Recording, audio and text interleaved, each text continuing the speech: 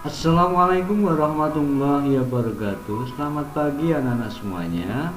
Selamat bertemu kembali dengan saya Pak Mufli dalam pembelajaran kelas 6 tema 8 subtema 3 untuk pembelajaran 2. Baik anak-anak, sebelum Pak Guru menyampaikan materi pembelajaran, perlu saya ingatkan kembali, tetap jaga protokol kesehatan, laksanakanlah 5M agar kita semuanya terhindar dari COVID-19.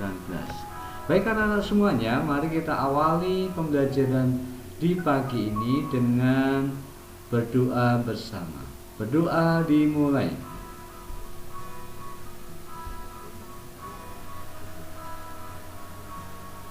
Selesai? Baik anak-anak semuanya, pada materi pembelajaran tema 8 kali ini kita akan mempelajari tentang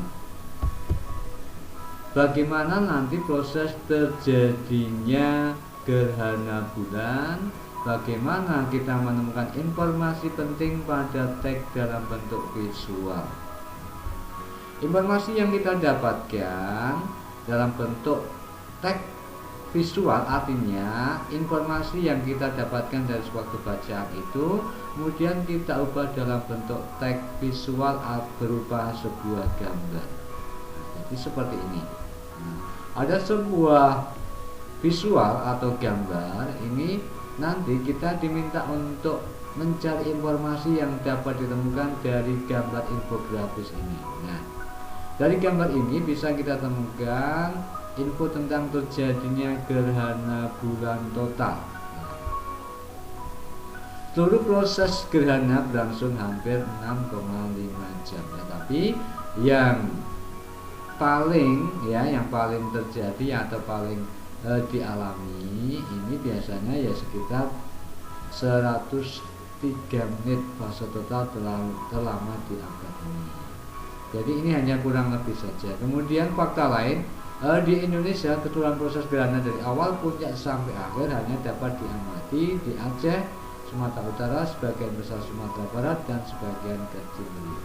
Artinya yang penting anak-anak ketika disajikan infografis, anak-anak bisa mencari informasi dari gambar tersebut atau mengubah dari informasi berarti teks bacaan kemudian dituangkan dalam sebuah gambar.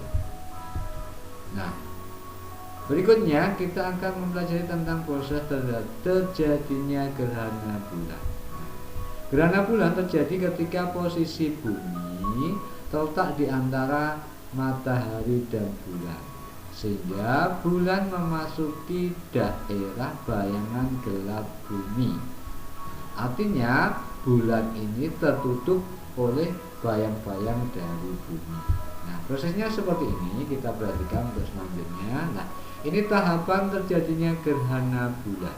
Nah, gerhana bulan terjadi pada waktu malam hari dan terjadi pada fase bulan purnama. Perhatikan gambar ini. Nah, ini matahari, kemudian ini bumi, dan ini gerakan bulan mengelilingi buminya. Nah, pada awalnya bulan pada posisi bulan purnama seperti ini, kemudian sedikit demi sedikit memasuki penumbra dari bumi. Nah, kemudian masuk ke sini. Nah, posisi bulan di sini tertutup oleh bayangan penumbra bumi, sehingga di sini terjadi gerhana bulan penumbra. Karena apa? Seluruh permukaan bulan ini tertutup oleh bayangan penumbra bumi atau bayangan kabel bumi. Kemudian bulan bergerak lagi sedikit demi sedikit masuk ke bagian ini. Nah, di bagian ini sebagian permukaan bumi tertutup, sebagian permukaan bulan tertutup oleh umbra bumi dan sebagian permukaan bulan tertutup oleh penumbra bumi, sehingga di bagian ini mengalami gerhana bulan sebagian. Selanjutnya bulan bergerak lagi sampai seluruh permukaan bulan ini tertutup oleh umbra dari bumi. Nah, bagian di sini mengalami gerhana bulan total. Sekali lagi, gerhana bulan total terjadi jika matahari, bumi, bulan terletak pada satu garis lurus dan seluruh permukaan bulan ya, ini tertutup oleh umbra dari bumi. Kemudian bergerak lagi. Nah, di sini permukaan bulan sebagian tertutup oleh umbra bumi dan sebagian tertutup oleh penumbra bumi. Nah, di sini mengalami gerhana bulan sebagian. Kemudian masuk ke sini. Nah, di bagian ini seluruh permukaan dari bulan tertutup oleh penumbra bumi sehingga terjadi gerhana bulan penumbra. Nah, kemudian bergerak lagi sampai kembali ke posisi semula yaitu bulan penuh. Ini jadi skema terjadinya gerhana bulan dari awal sampai akhir. Nah, berikutnya ini contoh skema gerhana bulan sebagiannya seperti tadi ya. Ini permukaan dari bulan sebagian tertutup umbra bumi dan sebagian tertutup penumbra bumi, maka terjadi gerhana bulan sebagian.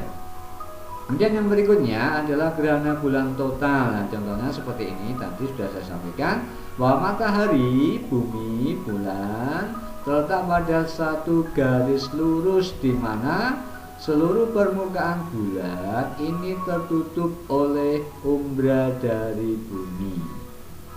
Maka terjadi gerhana bulan total. Yang berikutnya skema gerhana bulan penumbra. Nah, seperti ini. Tadi sudah saya jelaskan, kita ulang kembali. Jika permukaan dari bulan ini tertutup oleh penumbra bumi, sehingga di sini mengalami gerhana bulan penumbra. Warna bulannya hampir sama dengan warna bulan yang jarang. Nah, ini fase-fasenya. Nah, ini ketika awal bulan masih penuh, kemudian sedikit demi sedikit tertutup oleh penumbra bumi. Nah, ini namanya pada posisi gerhana bulan sebagiannya, ya ini sebagian, ya ini sebagian. Kenapa? Sebagian tertutup penumbra bumi, sebagian tertutup umbra bumi. Nah, kemudian masuk seperti ini, hampir semuanya tertutup oleh umbra bumi. Nah, ini sekarang sudah penuh tertutup oleh umbra bumi. Ini mengalami gerhana bulan total. Nah, peristiwanya seperti ini. Ya, bulan memasuki wilayah umbra bumi. Nah, kenapanya warnanya menjadi merah seperti itu ya? Gerhana bulan tampak berwarna merah karena efek dari atmosfer bumi. Nah, ketika gerhana matahari, matahari juga tampak berwarna merah karena cahaya yang berasal dari korona dan semburan gas. Nah, demikian tadi anak-anak bagaimana rangkaian skema terjadinya gerhana bulan. Nah, ini ada poster ya yang menunjukkan tentang gerhana matahari. Nah, kita akan mempelajari informasi apa saja yang terdapat dalam poster berikut. Poster atau reklame ya, poster itu adalah jenis reklame. Mari kita ulang kembali tentang apa yang dimaksud dengan reklame. Reklame merupakan media periklanan dan pemberitaan. Biasanya berupa ajakan ya, dalam rangka menawarkan barang atau jasa kepada konsumen. Reklame bertujuan menyebarkan informasi kepada khalayak ramai atau konsumen tentang suatu produk atau jasa. Reklame dibuat dengan maksud untuk menarik perhatian masyarakat. Nah, bagaimana reklame yang baik dan benar adalah harus memenuhi beberapa syarat. Satu, dengan warna mencolok, artinya kontras antara gambar dan tulisan. Kemudian tulisannya jelas, singkat, dan mudah dimengerti, menarik, jujur, artinya tidak dibohong, dan dilakukan secara berulang-ulang, artinya untuk menarik perhatian dari orang lain. Ini syarat-syarat sebuah reklame yang baik. Perhatikan jenis reklame berikut ini. Nah, poster adalah jenis reklame berupa selembar kertas dengan ukuran yang besar yang berisi informasi disertai gambar yang menarik. Jadi ada gambar yang menarik dan serta tulisan, ya. Ini merupakan sebuah poster karena apa? Kertasnya ukurannya besar. Kemudian yang berikutnya brosur. Hampir sama dengan poster. Reklame berupa lembar, ya, lembar kertas yang biasa dibagikan kepada masyarakat umum. Nah, di mana di sana ada gambar dan tulisan, tetapi kertasnya ukurannya lebih kecil. Kemudian spanduk, jenis reklame tentang iklan komersial atau non komersial berupa gambar dan tulisan yang menarik, biasanya menggunakan kain.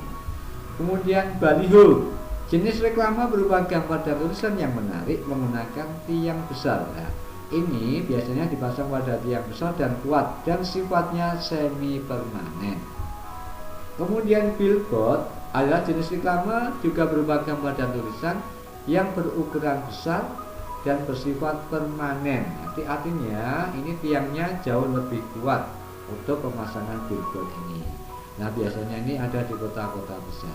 Kemudian embalase adalah reklame pada kemasan produk berisi pesan infografis yang menarik. Nah, ini ada pada kemasan suatu produk, ya. Nah, ini gambar-gambarnya. Nah, ini adalah tadi poster. Karena apa? Ini reklamenya dalam kertas yang ukurannya besar. Dan ini adalah brosur karena ukuran kertasnya lebih kecil. Kemudian yang berikutnya, nah, spanduk. Nah, jenis reklame yang berupa gambar dan tulisan biasanya ditulis dengan menggunakan kain atau juga berupa sebuah banner. Nah, ini kemudian yang ini adalah jenis, ya, ini spanduk, ya. Kemudian yang ini adalah jenis baliho, ya, tadi dipasang pada tiang, ya, tiang yang kuat. Ini merupakan sebuah baliho, ya, sifatnya semi permanen. Dan yang terakhir adalah, ya, ini biasanya tiangnya ini jauh lebih kuat. Nah, ini sifatnya permanen. Jadi ini reklame berupa gambar dan tulisan yang menarik pada sebuah tiang yang kuat dan sifatnya permanen. Ini namanya adalah billboard. Ini banyak ditemukan di kota-kota besar. Nah, demikian anak-anak, bagaimana kita mempelajari tentang informasi berupa infografis dan disajikan dalam bentuk tulisan maupun gambar visual. Kemudian kita juga tadi sudah melihat tentang bagaimana skema terjadinya gerhana bulan dan bagaimana kita mempelajari tentang bentuk-bentuk dari sebuah reklame. Demikian pembelajaran untuk tema 8, subtema 3, pembelajaran 2. Mudah-mudahan bermanfaat.